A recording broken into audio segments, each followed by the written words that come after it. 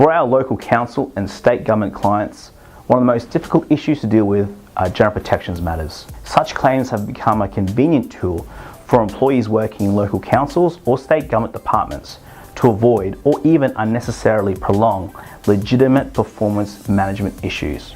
In particular, action regarding illness and injury and misconduct concerns. Executives and managers in councils and state government need to be aware of how to protect their organisation against such claims and reduce the risk and liability that may arise from general protections claims. Hi, my name is Jonathan Mamaril, Principal Director with MB Lawyers, Lawyers for Employers.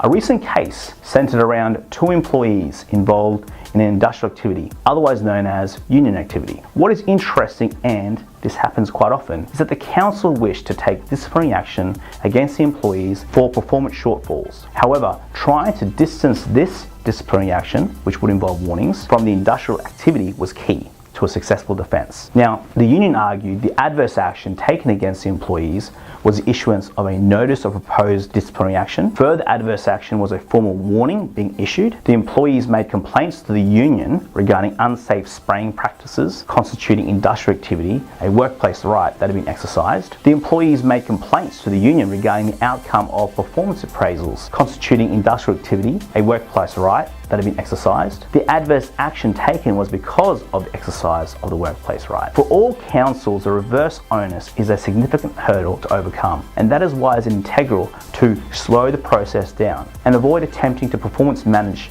an employee when a potential exercise of a workplace right is exercised, such as industrial activity or taking time off on sick leave. A good and better approach to these types of matters is, firstly, holding a meeting with employees and their representatives regarding the concerns. Secondly, respond in writing to their concerns, stressing that any complaints or inquiries are quite separate to any performance management taking place. 3, comply with any policies in place and ensure they are followed strictly. 4, ensure that any actions of staff, including executives and managers, cannot be categorized as hostile or antagonistic against their complainants. Demonstrating cool heads and following process is a much better way of dealing with such matters. 5, understand the legal risk when action is taken, and are there any other steps that could be taken to mitigate this risk? Further, it is important to realise that general protections claims can be made against any local council, including the supervisory employees being individually named on the application. Remember, the significant penalties can be claimed, so